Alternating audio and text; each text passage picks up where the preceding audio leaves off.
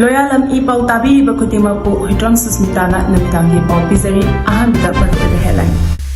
Mahairoi singna lairik khaktada thawai yawbugi mahutta maraibak nungshibagi wakhalunsu jalhaningi haina naisema sana jawbana phongdorakli.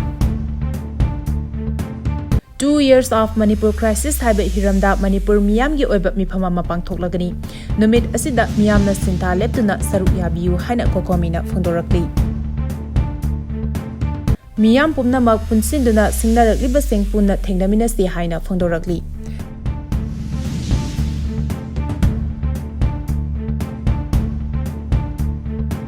Pau sandona pijari. Mahairoi singna lairik khaktada thawai yawbugi mahutta marebak nungshibagi wakhalonsu chelhaningi haina phongdorakli. Rajya Sabhagi MP oiriba Lesemba Sana Jawbana haikre. Tungi yumbirol oigadoriba mahai tamliba mahairoi singna lairik khaktada thawai yawbugi mahutta marebak majati nungsibagi wakhalondasu thawai yawhaningi. Wafam asingasi Vidyavarti Sikha Vikas Samiti Manipur na sinduna Val Vidya Mandir School gi nauna sabat loiraba Hera Chandra Boys Hostel sangabagi thoramda mahakna phongdokhibani. Palace compound laiba Val Vidya Mandir gi Sudarshan Hall pangthokpa thoram asida mahakna makhataraduna Val Vidya Mandir School asi hanadi phibam yamna faramde aihaksu school asigi mahairoi ama oina lairik tamlakhibada leiramba phibam asiga hojike yamna khenare ngasi aihakna Meeyam mamangda thoktuna thabak toba ngamlibasi su school asidagi phanglakpa mahi adunani mahairoi ama oiringai matamda lairik khakta tamban natana tongan ba activity kaya tamlakpa asina ngasi di Meeyam mamangda thopa ngamlibani school asigi oja singna mahairoi singa loinaba matamda makhoigi macha masuga loinabagum luheningi haiki thoram asida MLA Thongam Bisojit MLA Sapam Nisikan MLA Govindas MLA M Ramesor amadi Education SK Secretary Naurem Pravin Chingbasu Sarukyaki. 2 years of Manipur crisis haiba hiramda Manipur Meeyam gi oiba mifam ama pangthoklagani. Numit asida Meeyam na sintha leptuna Saruk Yabiyu haina Cocomi na phongdorakli. Chaliba chahi asigi me ahumda lamdam asida thokliba irang asigi chahi ani farapaga mari lainana 2 years of Manipur crisis haiba hiramda Manipur Meeyam gi oiba mifam ama khumal lapakta pangthokadauri. Masida lamdam asigi tongan ba section da leiriba miyoi singna sintha lepiduna mifam asida punna saugathuna Meeyam gi oiba warep ama longminasi haina Cocomi gi maikedigi appeal tawrakli. Wafam asingasi lamfelda leiba Cocomi gi office ta pangthokiba pawmishinga unaba Amadap Cocomi gi convener Khuraizam athawna phongdokhibani. Mahakna makhata na phongdorakpada Manipur da ngasi phawba chatharakliba irang asi lakliba me ahum asida chahi ani mapung faragani. Lamdam asigi yelhomi oiriba maitei kaya masagi maramda saidangba ama oina leirakpa chahi ani shujilakle. Oiriba phibam asi yengduna Meeyam gi oiba mifam asida aikhoigi oiba apunwa warep ama launaba pandamsu thamli. Hairiba asigumba numit asi lamdam asigi tongan ba makhalgi sintha pairiba singna sintha leptuna Meeyam gi oiba mifam asida Saruk Yabina ba wafam thamladuna maitei khaknatana lamdam asida khundariba kanglup phurup singbu punna Saruk yaduna Meeyam gi oiba matsing phongdokna ba wafam su thamlakli. Matam kaya gi mamangdagi khoirang khoisauna ba madi tobum khangdana lakhiba du waroisinuma purakpa ngamnana ba Honabagi Saruk kama oina koi sahini phajilak matam asida koi Manipur Meeyam gi oiba apunba mifam ama phamduna haiba mifam asida leibak asigi oina tholiba irang asibu losinba ngamnana ba honabada koi tangai phadana Meeyam gi apunba kholaw apunba warep ama launana bagi damakta megi tang ahum asida Imphal gi Khumal Lampak manungda koi Manipur People's Convention on 2 years of Manipur crisis haiba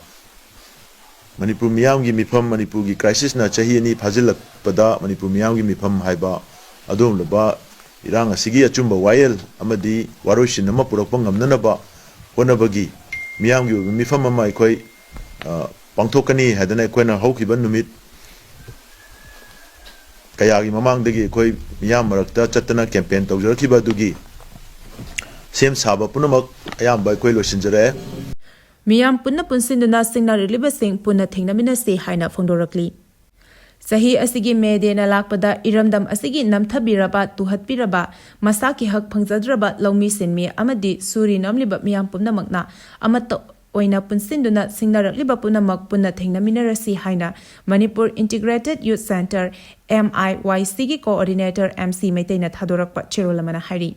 Gerol asina makhatari badi me degi kaungomlaroi da ba thodok asi senjak paiba capitalist society na suri nomli ba sinmi miyambu nongmoda pung 13 tagi na 13 fawba thabak suhanba khuchuma khajitamak piba amadi phizet pithungdraba senmi singna ing lisingamaga chanipan marfutaruki me amada America gi Chicago da haukiba senmi singi ihau adubu kaungomdana ningsingba asini thodok adu da chamjaraba senmi singi mathakta nongmai kapsinduna ikheng tahanki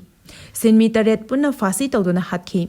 Kaungam laroi daba puwari ki tawdok asina iramdam Manipur asigi namthabiraba Meeyam gi lamjing maira oiri. Aikhoi gi tawdang lambi takli. Loyalam leibak amagum leiraba lamdam asigi suri nomliba Meeyam gi punsirol asi khwaidigi awabagi masak oiri. Corruption, favoritism amasung nepotism na lakhatlaba lamdam asida lairik laisu hairaba naha kayagi punsi chanafam khangdana kangawna duna leri suri nomliba lomi sinmi kaya supham nongpham khangdana kokta khut hamnari me ahum lising ani kulhumdoi gi thodokki matungda supam nompham leitabagi awaba asi khwaidigi chawna mayok narakli asigumba luraba phibam asida lomi sinmi suri nomliba Meeyam pumnamak amata oina punsi minerasi haina MIYC na phongdorakli Paugi marak thatna Loyalam E-PAO tabiriba khudimakna channel asibu nungsibiduna like amadi subscribe tawbiduna subscriber masing hengat hanbada adom sumateng pangbiyu Gari accident thokpadagi asoka pannangkhre ngasi ayuk Imphal More lambi paringi Thobal district ki manung chanba waithauda gari accident thokpagi thodokta miyoi khara asoka pannangkhre hari Thodok thokpamdagi manak nakpap miyoi shingna phongdorapagi matung inadi thodok aduda car registration number NL01P9202 amadi MN01AX3745 ama amang ata thokibaga loinana gari sing aduda tonglapa miyoi sing adu asok apan nangki solaba sing manak nakpa hospital sing da pukhatuna laikana khrei thodok thokpamda security kangbu su laktuna yengsinbagi thabak chatakhi adum oinamak hauzik phawbagi oinadi soklaba sing miyoi sing adugi chapchaba masak mamingdi pressna phangbangamdri India pumbada lenga ki thabak tawriba singi 8-pay commission Chaklamgadoure haiduna me kunda khongjang changsinaba warep laukhrai India pumbada lenga ki thabak tawba singi 8-pay commission chakna hanbiyu thabak tawba singi hanigi pension scheme thambiyu labor code mari review tawraga DADR pithokpiyu habigi demanda lakliba me kunda khongjang changsinaba warep laure haidi All Rajasthan Government Employees Federation na yumbu oidunu chaliba April 28 amadi kunipan fawat numit nini chupna Rajasthan gi Udaipur city da pangthokpa All India State Government Employees Federation gi National Executive Council NEC gi mifam mapungfana pangthoktuna ngarang loshingkhre Haukiba April 28 tagi April 29 phawba numit nini chupna All Rajasthan Government Employees Federation na yumbu oiduna pangthokhiba All India Government Employees Federation gi National Executive Council mifamda warep asi laukhibani hari Lebag asigi tongan ba state singdagi lakpa mihut singna saruk yakhiba mifam aduda AISGEF President Suvas Lamba General Secretary A Sri Kumar Amadi Manipur regi MZSF ki Senior Vice President Puruzil Lairik Yangbam Vice President Isorjit Sharma Executive Member N Sanjeev MZSF ki Advisor CH Jirendra Amadi MZSF ki Secretary Administration K Herojitsu Sarugyaki Sugnu da ngasi yum ama yauna hotel ahum Meina chakhrei ngasi numit yungba pung ama tarakpa aduaida Sugnu Ireima Bazar da leiba yumnam Rosangi yum amadi Nandaibam Kingston Khaidem Bijoy Khaidem Naubi Singh hairiba miyoi ahum asigi hotel ahum amadi yum ama yauna electric short circuit na maram oiduna mai horakpadagi yamlaba malchang yauna chakhrei Mafam aduda leiba Sugnu Fire Service na matam chana laktuna hairiba mai chakpa thodok asi makhata na samthagadabadagi kanbadi ngamaukhre hari Meeyam na thoni thoram pangthokre Kuki khulai paiba singna maitei singi maru oiba laifamlen oiriba thangjing chingthakta salai taret ki firal da chatakiba ka henba thawongbu nungaitaba phongdokladuna kairaugi MLA Ramesor yauna Meeyam na thoni thoram pangthokre ngarang kalengi nongma panba numit kamari lenana khagemba committee peace and integrity committee kyamgai all kyamgai nupi chakhwat thoranglu punna khusamna duna ibudo khagemba amadi ibudo mongyambagi laibungda pangthokre khulngakpa phakibagi mayokta wakat mifam chathakre tha asigi kuntaret ke ayuk pung mari tabada Assam police na konba substation Pulivor police station na khulngakpa ningthauzam gyan fare haina social media amadi news channel singda thadorakpadagi khanglei thawong asibu yaningdaba phongdoktuna ngasi ayuk pung 13 tabadagi nungthil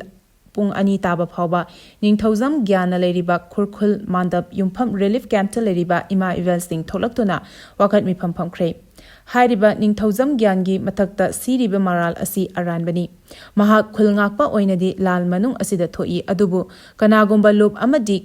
KCPMC ga mari amata leinade mahak haukiba tang 19 dagi karigi NOC launaba tananaba Guwahati da che tananaba chatkibani hari aduna mahaki mathakta siriba maral asi aranbani condition amata yauduna thadokper u haiduna amata oina relief camp ta laminariba inmate punna tholaktuna pendaba phangdorakli Pahalgam terror attack kamari lenana security meeting sing pangthoknaba sem sakre Pahalgam terror attack kamari lenana Prime Minister Narendra Modi gi luching makhada hayengdagi tongan ba security meeting sing pangthoknaba sem sare hari NDTV gi report amana hai lewak asigi national security gi warep launaba khwaidigi wangba committee ama oiriba cabinet committee on security mifam ama hayeng ayuk pung 13 tabada pangthoklaba yai mifam asina Pahalgam attack ki matungda pangthokpa CCS ki anisuba mifam oiragani mifam aduda lewak asina laukhatliba cheksin thorang singi matangda khanaraba yai CCS ki mifam adu loiraba matungda cabinet committee on political affairs CCPA gi mifam amasu Prime Minister Narendra Modi na mayai tangbal lauraga pangthokani hari mifam aduda Prime Minister Narendra Modi ga loinana Union Defence Minister Rajnath Home Minister Amit Shah Union Road Transport Minister Nitin Gadkari Union Health Minister JP Nadda Union Finance Minister Nirmala Sitharaman yauna atai senior minister kayasu Saruk yaraba yai hari tungda cabinet ki economic affairs committee gi mifam ama pangthoklaba matungda cabinet mifam amasu pangthokani hari mahai gi kanglon ama lehenba mathau tai haina union na phondorakli afaba khunai ama semba phawba mahai gi kanglon ama lehenba mathau tai adubu Manipur da leriba college singi phibam di tambang ngamdaba phibam amada leiri tongan ba khudong chadaba kayagi manungda oja suna leitabagi infrastructure mawong fadana loinana yamna luribadi NEP 2020 gi makhada Mari suba BA BSc asi college amatada hangba ngamdabaga loinana hangnabagi damakta college phawba khandokpa ngamdaba loinana subject sing khandokpa ngamdaba asini haina mayai lambi college student union na thadorakpa chirolamana hari Cheroladuna Makataribadi, Malemgi Honglakli Bakungjel Asida, Manipur gi Mahairoi Singdi, Hogot Kankatpa Ngamdabagi Pibam the Lady. Masi Kudamaki Horopamdi, Manipur gi education system, Nomagi fail Oshilakpagi Haina Lawi. National Education Policy 2020 Asi, Chatna Hanbadi, Lairadana, Masi Karino Pawa. Manipur gi Mahairoi Sing Asida Mamutana Kanghan Basu Laitri, Kanganabasu Honade. Hauzik Taruk Shuba semester Loiraga 4th year Tamningba Mahairoi Singdi, Tamba Fangloidoribra, Habigi Mipaiba Fangnore. Masiga Irinana Ekogi Mayalambi College Asigi Mahairoi, Jorangna listing Animuk Leba Asida, Hauzik Ladiba, Oja Singi Masinga Chana Daba Amadi, Department gi Oja Suna Laitabana Maram Oiraga Mapung Faba Mahi Pangba Ngamsilaktabana, College Asi, upcoming session Dadi Mahi Tamba Asi, Mafungfana Tamba Fangloidori, Haina Ladiba College Asigi, Student Union gi Maketigi Mipaiba Pawi. Maram Asina Waliba Oja Singsu Tabiraknaba Amasung 4th year BA BSc Asi, Aikogi Mayalambi College Tasu Hangdok Piu Haina, Governor, Chief Secretary, Commissioner, Education, Yugi, Pukning Chinsinjari Haina Fungdorakli. Manipuri lona mutkiba matamda Aikogi Kunaigi, Asingba Saktamsu, Mutkigani Haina, MSF na Fungdorakli. Manipuri lona mutkiba matamda Aikogi Kunaigi, Asingba Saktamsu, Mutkigani Haina, Manipuri Students Federation, MSF ki President Hizam Rosan na Fungdorakli. Wafam asingasi Kwakaitel leba MSF ki mayai lushangda pangthokiba paugi mifam amada phongdokibani mahakna makhataraduna hai aikhoi khudimakna Manipur gi lon yokhatminasi